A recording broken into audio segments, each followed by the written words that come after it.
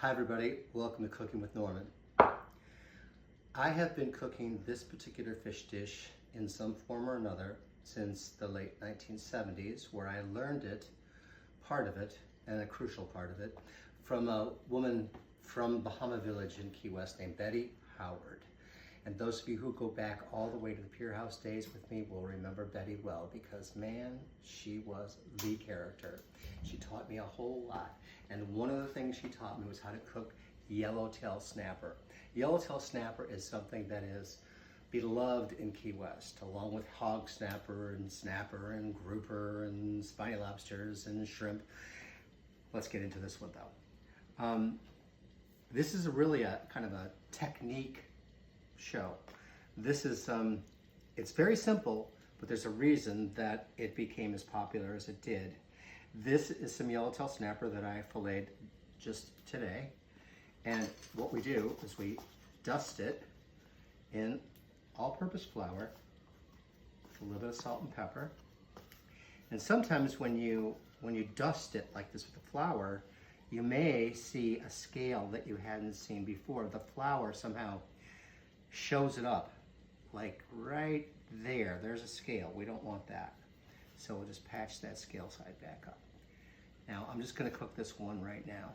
Okay, so now we have this fillet of snapper, and this is the skin side, the more curved side is the skin side. This side, that's the flatter side, laid against the bones of the snapper. So we're walking over here. Here I've got an egg wash. Eggs and half and half. I just spied another scale.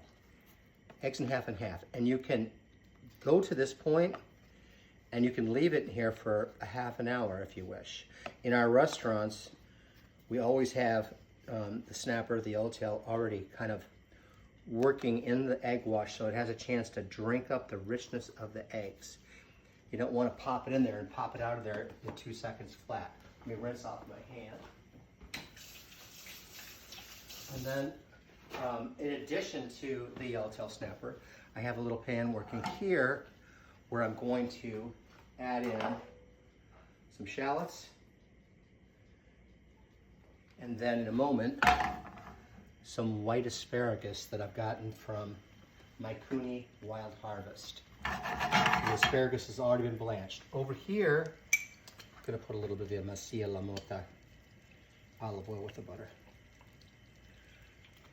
Over here, I have a very hot saute pan, a large one too. Here, we have clarified butter. You can buy ghee at the store. You can use it the same way. There's smoke coming off this pan right now, which is what we want. Clarified butter can handle high smoke point. So we coat the bottom of the pan. Let that oil, that butter get hot as well. Now I'm going to just come over here with the asparagus, which has been blanched. We're just warming it up and seasoning it a little bit. And let that get going while we go to the yellowtail. Okay. See the smoke coming off there? If not, get a little closer, camera lady. Okay, this is delicate here. Okay, so I'm going to go ahead and move that oil out of the butter out of the way, and lay the fish down in the pan. Give it a little shake, but don't shake it too much right yet, because we want that egg to set. Stay on that pan.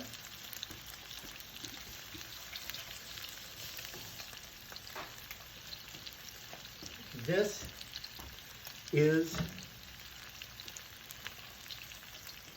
is the most popular dish I've ever put on restaurant menus. I'm giving you the secrets. I don't mind. I want you to have fun. I want you to learn all you can and enjoy it. This process, this yellowtail egg batter process, sometimes is known as a la Française. And many people who are aware of French cooking would go, yeah, that's a la Française. I did that many times in my early days of cooking in restaurants, just like you did, Norman. So the egg is setting, a little bit of pepper, a little bit of salt. A very simple dish. Not too much. Okay.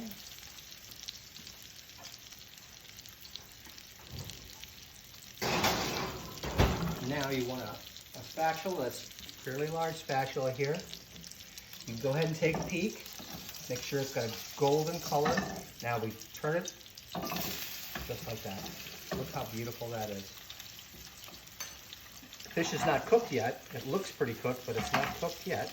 And so we're going to slide it into the oven. And then we're going to cook it about maybe 5 minutes. Yellowtail is a thin fish and cooks rather rapidly. But you do need a small amount of oven time, maybe 5 minutes, like I say. So we'll go ahead and lift this up, take the extra oil out of the pan, and come into the oven. And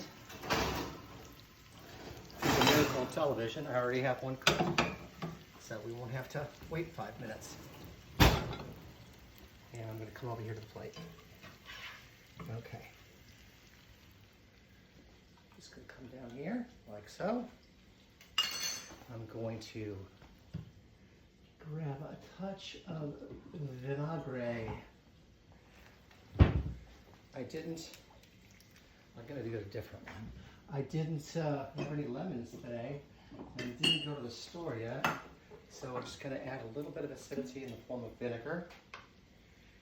So just like I was squeezing lemon onto it. This is a citrus champagne vinegar here, which is pretty lemony.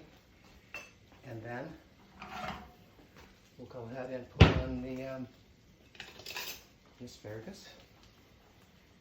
We already have a fair amount of butter on that, butter involved with this dish. So a butter sauce is how I do serve it at the restaurants.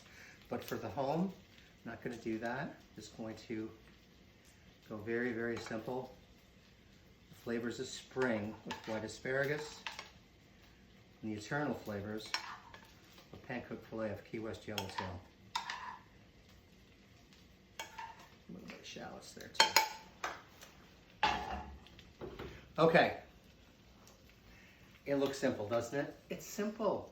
It's flour, egg wash, clarified butter, saute pan. In goes the fish. Turn the fish into the oven, come back out, squeeze some lemon, pour a little notch of vinegar, and then serve whatever vegetable you want. Spinach would be beautiful too. So, I'm gonna grab a fork, give this a little try. I think the reason this is such a popular dish is that you could be 9 years old and love it, or you could be 109 years old and love it. The guests just told me they loved it, so we kept it on the menu all these years. It's sweet, tender,